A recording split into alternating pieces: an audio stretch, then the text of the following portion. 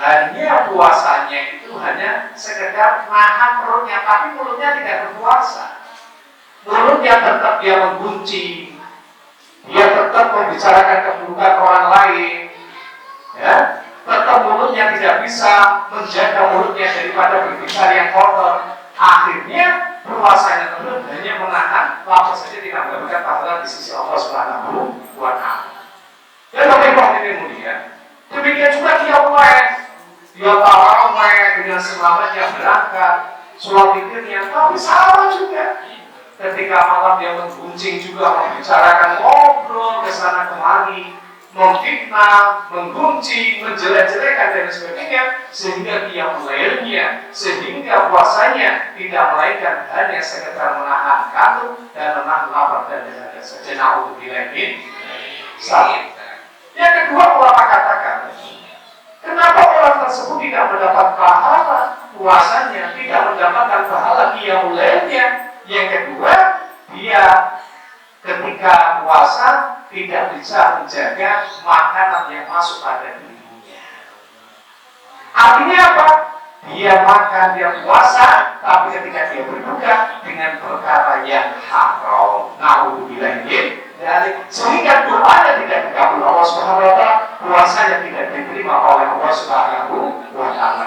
Dan mudah-mudahan Bapak Ibu hadirin jamaah salat tarawih yang dimuliakan Allah Subhanahu wa Ta'ala, jangan sampai kita sudah sedemikian rupa tahan, makanya tidak makan seharian penuh, tidak, ya kan, kalau tidak minum seharian penuh, tapi kita tidak mendapatkan pahala di sisi Allah Subhanahu wa Ta'ala. Demikian juga kita sudah sholat tarawih, kita sudah sholat witir, kita sudah qiyamul lail, baca Qur'annya dan sebagainya kita sudah lakukan ini, jangan sampai kita termasuk golongan yang digolongkan yang disabdakan Nabi SAW, yaitu orang yang qiyamul lail, yaitu orang yang berpuasa, tapi tidak mendapatkan pahala di sisi Allah Subhanahu wa Ta'ala. Na'udzubillah min dzalik. Maka Bapak Ibu hadirin rahimakumullah, jangan sampai puasa ini adalah suatu bulan yang sangat mulia, bulan yang tidak pernah didapatkan di bulan-bulan sebelumnya, yaitu bulan suci Ramadan.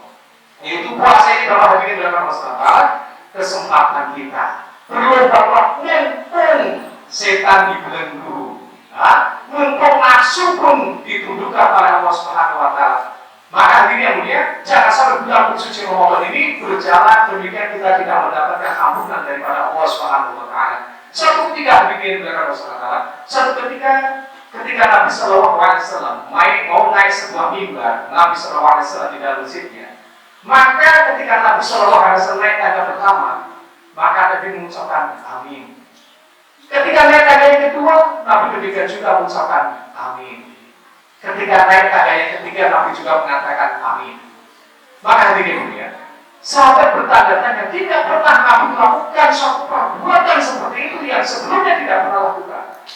Maka ketika selesai hadirin mereka bersalat dan selesai khutbah, maka sahabat memberanikan diri bertanya kepada Nabi, wahai Nabi, aku mendengar suatu perkara yang belum pernah aku dengar sebelumnya, yaitu ketika aku naik tangga pertama aku mengucapkan amin.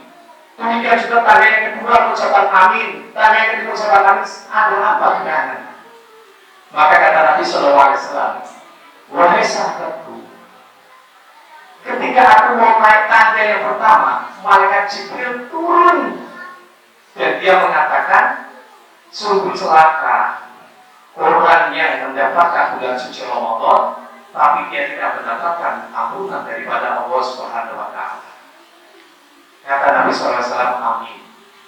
Ketika aku naik tangga yang kedua, kata mereka Jibril, celaka orang yang mendapatkan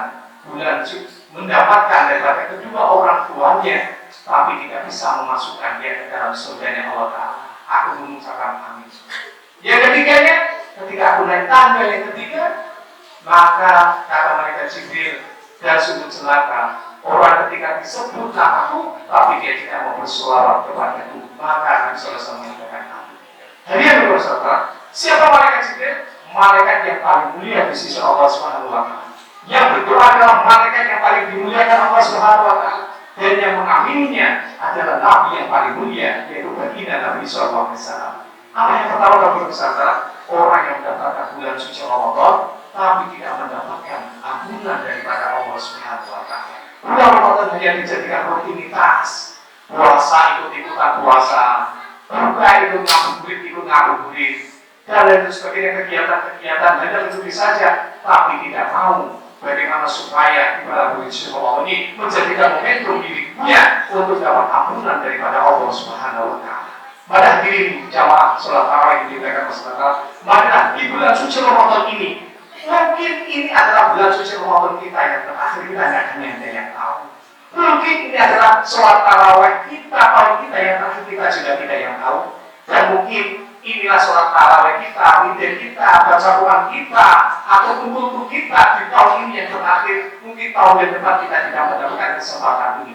Malah mumpung masih baru malam yang ke-6, masih lebaran, masih 24 hari lagi.